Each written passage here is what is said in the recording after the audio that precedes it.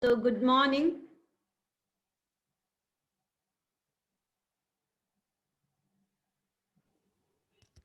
Good morning, teacher. And I hope today it will be our last class for this chapter. So let us try to finish that, and later we will do some numerical problems which you asked doubts. So far I got 10 doubts. And after this class, I want you to go through all the problems given in your textbook and pose me the doubts in WhatsApp so that we can discuss that in the next class. So today we will be learning what is meant by shunt resistance and how is it used in a circuit, and then we will be deriving equations for current passing through the shunt resistance and also through the galvanometer. So let me share screen.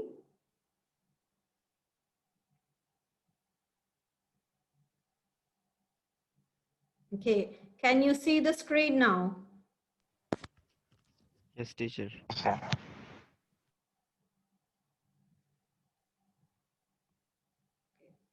So what is meant by shunt? It is a low resistance which is used in parallel with a galvanometer so that high current may not pass through the galvanometer and cannot damage it. So a low resistance, see here you can see a circuit where there is a galvanometer connected to a cell and an external resistance with a switch. Now here you can see a resistance S connected parallel to the galvanometer. This is called shunt. Now why a low resistance is connected to the galvanometer? Because galvanometer is a very sensitive device. Here you can see the picture of the inside of a galvanometer. See, you can see there are springs connected to it, there are magnets, and there is a metal core. So when current flow through the conductor, you have learned that when current flow through a conductor, it will twist. So the spring will twist and the pointer will move. And if there is no current, there is no twist produced because the spring will not move. So galvanometer is a very sensitive device, and if large amount of current flows through it, the springs are very thin, so they may break and it may get damaged. So therefore, a low resistance called shunt is connected parallel to the galvanometer to provide an alternating path for the current and thus protect it. For example, if a 5 ampere current is coming through the main circuit, which is called I. So the main current is 5 ampere. Now when it reaches the junction A, it will see two paths. It can go through the galvanometer or the shunt. But if the shunt is very low resistance, so which path will it prefer, through the galvanometer or low resistance path? Low resistance. It will prefer low resistance. So what happens is the current, majority of the current will pass through the shunt. So if 5 ampere current is coming, maybe 4 ampere will pass through shunt and 1 ampere will go through the galvanometer. So depending upon the resistance value, that is here you can see a relation connecting the galvanometer current Ig and the main current I. S is the resistance connected as shunt, that is parallel to the galvanometer, and G is the resistance of the galvanometer. So Ig is equal to S divided by G plus S into I. So here you will get a galvanometer current which is much less than I, because you know that G plus I will be more than S divided S. So this quantity will be less than 1. So the galvanometer current will be less than the main current. And again here you can see the shunt current is also dependent upon the main current and the value of the resistances G and S. Now I will show you on whiteboard how using Kirchhoff's current and voltage law to this circuit, we can derive these two equations. Is it clear to you what is a shunt? Yes, teacher. Teacher. Okay, Ronnie, tell me what is a shunt? A load resistance which is used in parallel with the government's galvanometer so that the high current does not pass through the galvanometer and cannot damage it, called a shunt. Okay, South, tell me why do we use a galvanometer? To know that there is current or not. Yeah, and why do we use a shunt? So that the galvanometer does not break. Does not get damaged due to high flow of current. So when you are asked why we use a galvanometer, you have shunt, you have to tell the whole thing here. It is a sensitive device, and if more current flows through it, the spring may break and it may get damaged. So low resistance part is used as shunt for the current to flow. So let me show you how we can derive these two equations. Can you see the whiteboard? Yes, teacher. Yes. Okay. So we saw a circuit containing shunt, right? So let me draw that here. There is a galvanometer G, which is connected to an external resistance R and a cell. And then a shunt resistance, which is a low resistance that provide alternate path to current, is connected parallel to the galvanometer. So here this is positive. So a current I is flowing through the main circuit and it reaches a junction A. Let me name this as B. And then at this point, it's split into two. So let me name the current going through the galvanometer as IG and the current going through the shunt as IS. Okay, so this is the circuit. Now let us use Kirchhoff's laws in order to derive equation for the current through galvanometer and also the current through shunt resistance. So let me first use Kirchhoff's current law to junction A.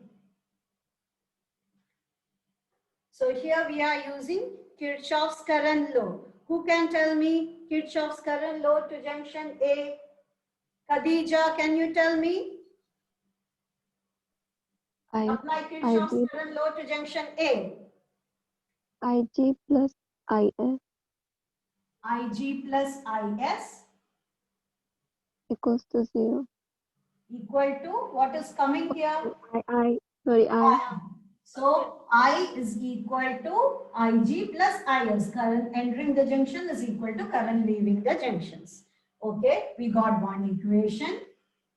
Now let me apply Kirchhoff's voltage law to the junction, to the loop AGBSA.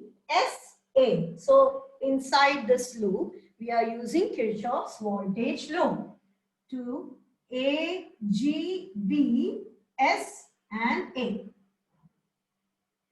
So here you have current IG flowing through resistance G. So IGG, and we are coming this way, there is nothing, but here I should take positive or negative. When I go through the loop, Negative. negative, because we are going opposite to IS. So minus ISS is equal to 0. When I take ISS to the other side, it will become IGG is equal to ISS. Okay, or I can write it as IG divided by IS is equal to S divided by G. So here I have brought IS to this side, so goes to the denominator, G to that side goes to the denominator. So you got this as equation number 2. Is this clear to you? Yes, teacher. Okay. Now what I'm going to do is, I need an equation for Ig and Is, right? So I'm using a mathematical trick. I'm going to add 1 to both of the sides. So I'm adding 1. So Ig by Is plus 1 is equal to S by G plus 1. No harm. 1 is added on both sides.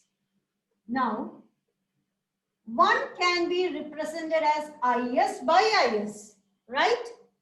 So let me write it as Ig divided by Is plus, instead of 1, I am writing Is by Is. Okay? And then is equal to S by G plus, instead of 1, I am writing G by G. G by G. My idea was to make the denominator same. Okay? So when the denominator is same, we can represent this as Ig plus Is divided by Is is equal to S plus G divided by G. Is it clear to you? Yes, teacher. Okay. Now we know from equation 1, Ig plus Is is 1. Sorry, I. So we have I divided by Is is equal to S plus G, which is also G plus S divided by G. Or I can write, if I take Is to that side, G to this side and G plus S to this side. G to this side and G plus S to this side. So I can write this equation as, if I take Is to that side, I into G divided by G plus S is equal to Is. Is it clear? Is was Yes, taken teacher. to that side, G plus S brought down and G brought up. So I got this equation. What is the equation I got? Is is equal to Ig or G divided by G plus S into I. So this was one of the equations we wanted to derive. Okay?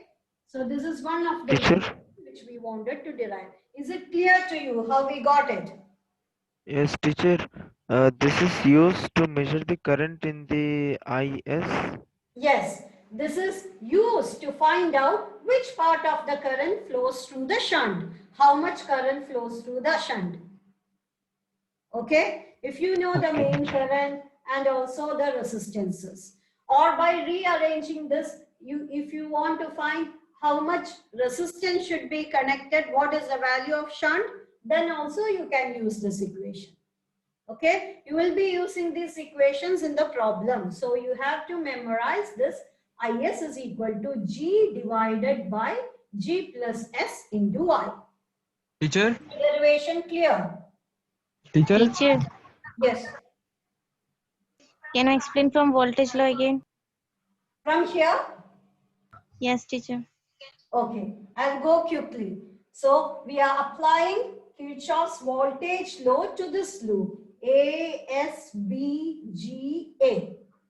Okay, or we are going this way. A, B, S, G, S, sorry, A, G, B, S, A.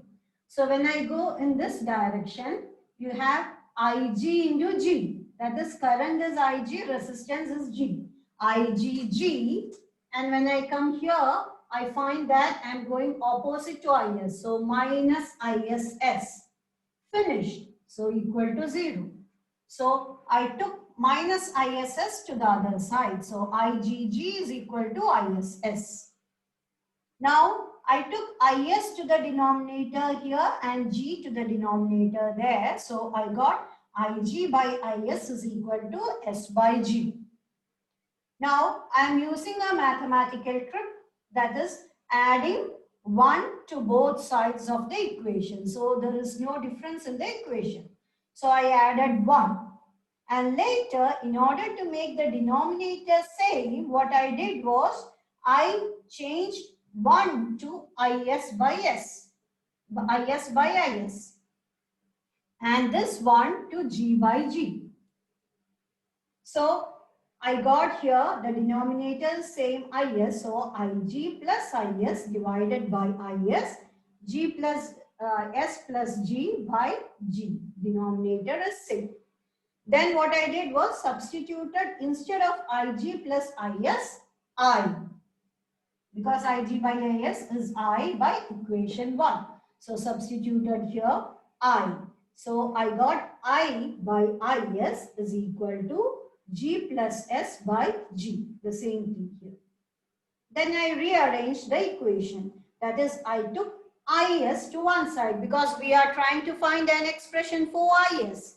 So is to one side, g plus s goes to the denominator, g goes to the numerator. So I got I into g divided by g plus s is equal to is, which is nothing but is is equal to g by g plus s into I. Is it clear, Hasina? Yes, Yes, teacher. teacher. Okay. So this is one of the equation. Now we need to get an expression for ig as well, right? So to derive the expression for ig, I will start from this equation number 2.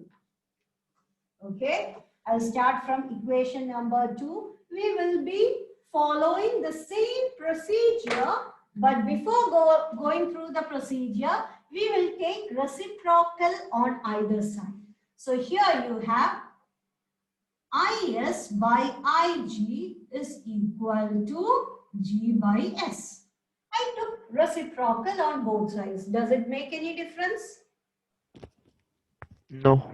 No. Now I'm using the same trick. I'm going to add 1 on both sides. Okay. So let me add 1 on both sides of this equation. So it will become is by ig plus 1 is equal to g by s plus 1. This time, to make the denominator same, I will write 1 as ig by ig. and here I will write 1 as S by S. yes by yes. G by That's it. So is by ig plus ig by ig is equal to g by s plus s by s. So the denominators being same, I can write it as is plus ig divided by ig is equal to g plus s divided by s. And again, I'll be substituting instead of is plus ig, I. So the equation becomes I by ig is equal to g plus s by s. Now again, we want to get what is ig. So I'm taking ig up, g plus s down, and s up. So the equation will become is divided by g plus s is equal to ig. Or in other words, I can write ig is equal to s by g plus s into I. Is this clear? Is this derivation clear to you? Yes. Yes, teacher. Yes. Okay. So remember these two equations. If it is current through shunt, what comes in the numerator? G. Okay, it's the opposite one. And if it is current through galvanometer, it is the shunt that comes up. So you have to memorize these two equations to solve problems. Now, one more thing I would like to discuss here. The quantity G plus S by S is called, the quantity G plus S by S is called multiplier. Multiplier of shunt.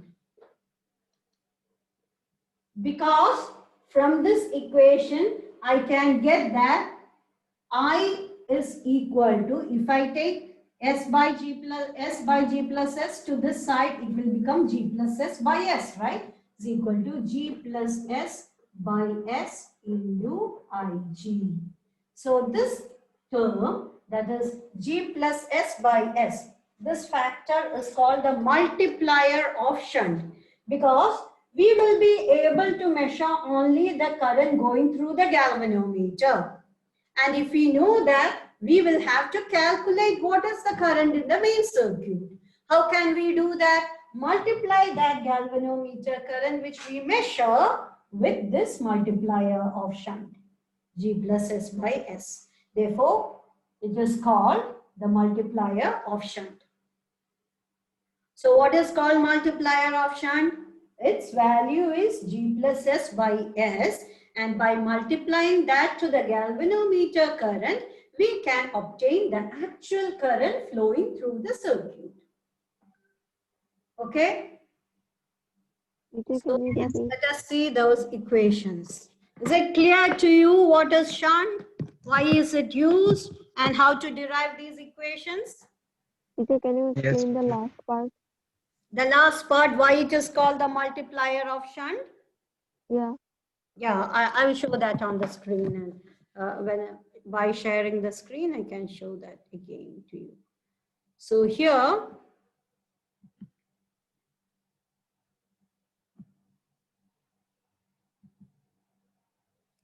okay. So here, the quantity G plus S by S is called the multiplier of shunt, because in this circuit, what happens is we will be able to measure only the current going through the galvanometer in practical case. For a given circuit, here we will be able to measure the current. But we want to know the current through the entire circuit, the main circuit. How can we know that? Multiplying with the galvanometer G plus S by S. How did we get that? Here we have Ig is equal to S by G plus S into I.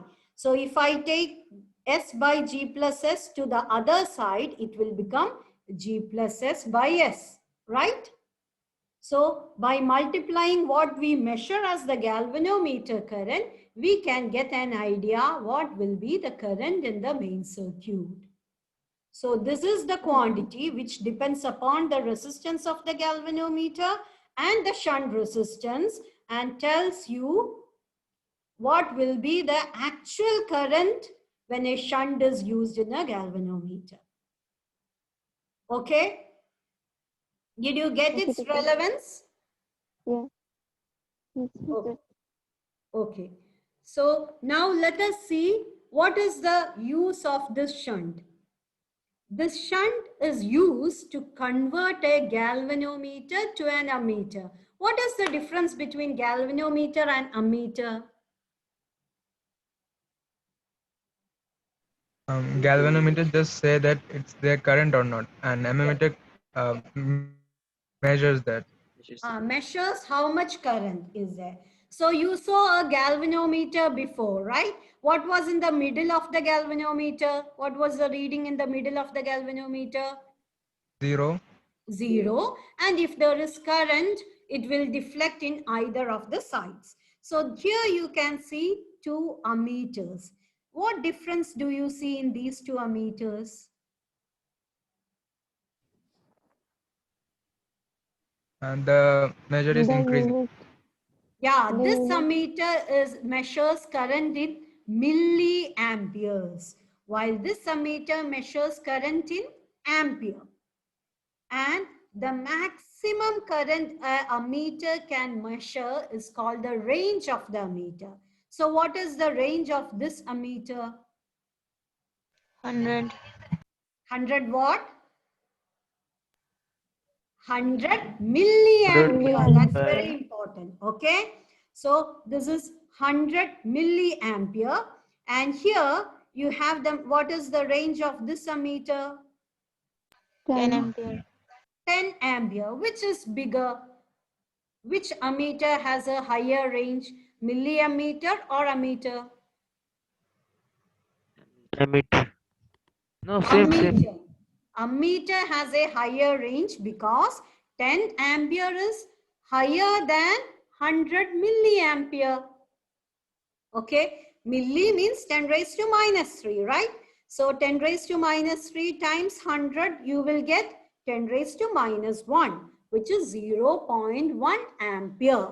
So the range of this milliammeter is either 100 milliampere or 0.1 ampere, while the range of this ammeter is 10 ampere. So this ammeter has a higher range. So you got an idea what is meant by range, right? So if you are using this ammeter, milliammeter, in a circuit whose main current is 2 ampere, you cannot measure that using this milliammeter. You can measure that only using this one.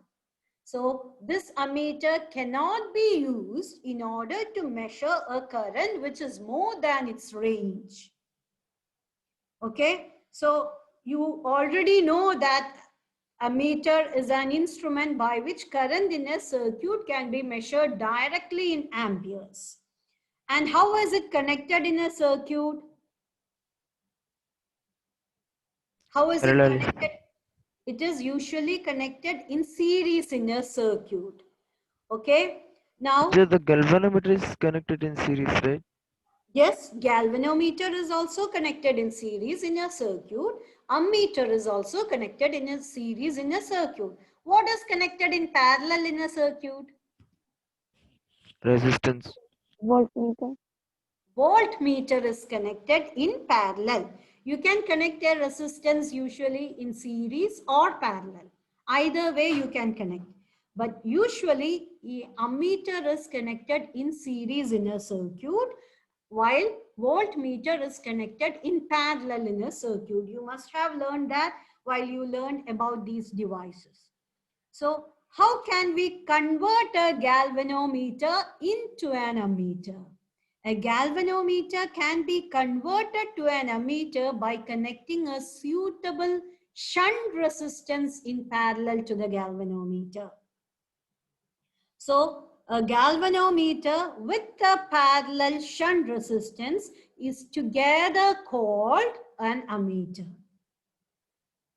Okay, so when you use a galvanometer, you know that a shunt resistance will help you to reduce the amount of current flowing through the galvanometer and protect it from damage. So when a shunt resistance is connected in parallel to the galvanometer, what happens? It is called an ammeter.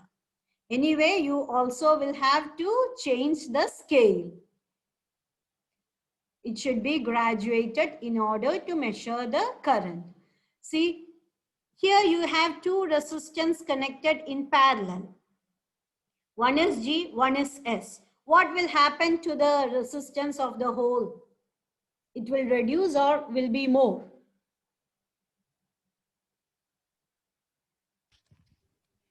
Reduce. Can you say again? Suppose you have already a galvanometer, right? And if you connect a small resistance parallel to it, what will happen to the resistance of the entire system? Decrease. Decrease. Reduce. Yes, it will reduce, as Irfan said. So when you are using a measuring device in a circuit, you don't want that device to bring about much change in the circuit as such. So when you are connecting a ammeter, you want to connect a low resistance device. So the measuring device itself will not change the current much. If you were if you were using a high resistance device, then it will affect the current in the circuit, right?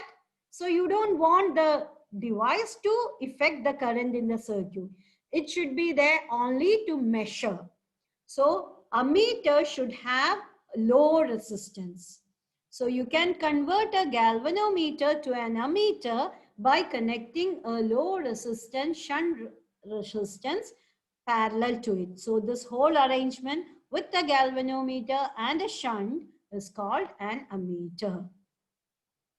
So how can you convert a galvanometer to an ammeter?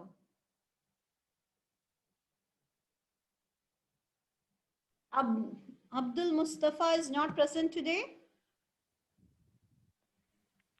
No, We teacher. will add a new resistance parallel to it. By connecting a shunt resistance parallel to it. Good. Yes. Now, it's not given in your textbook, but for your knowledge, I will tell that you can also convert a galvanometer to a voltmeter by connecting a suitable shunt resistance in series to it. Okay. So by connecting a shunt resistance parallel to a galvanometer, you convert it to an ammeter. And when you connect a shunt resistance in series to a galvanometer, it will get converted to a voltmeter. And that shunt resistance will be of high resistance when you use in a voltmeter. You don't have to go into details of that. Now, we can also use shunt resistance to increase the range of an ammeter. We saw that the maximum amount of current an ammeter can measure is called its range. So the range of the ammeter can be increased by connecting another shunt resistance of suitable resistance S parallel to it. So that shunt resistance should be equal to R divided by N minus 1, where R is the internal resistance of the ammeter. Let me ask you one question. R will be less than or greater than G?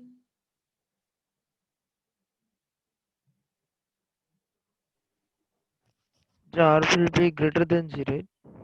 R is the internal resistance of the ammeter, means the resistance of this whole system. Irfan, you told me that if we connect this resistance parallel to G, the whole system will have a reduced resistance, right? Yes. So R will be less than or greater than G? Teacher, I didn't understand this topic. Less than G, because R is the internal resistance of ammeter. Ammeter means this combination, parallel combination of G and S. It should have less resistance than G. It should have less resistance than S as well, right? R will be the internal resistance of the ammeter, means the resistance of this whole system.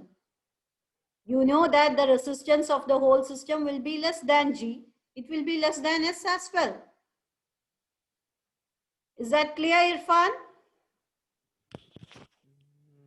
Yes, teacher.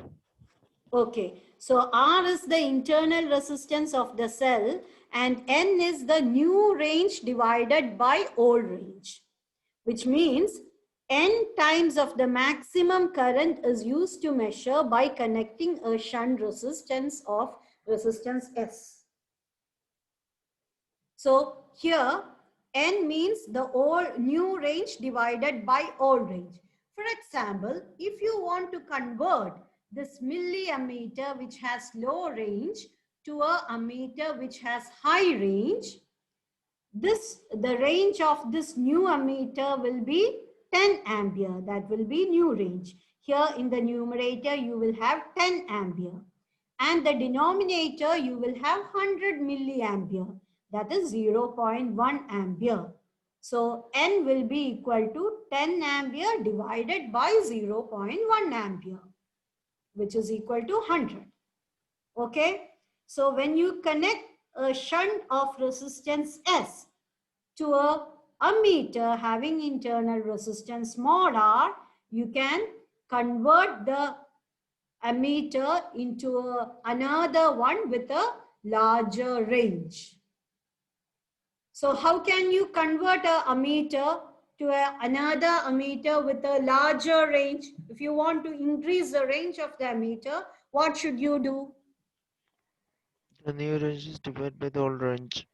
Yeah, you have to connect a new shunt resistance with the old one.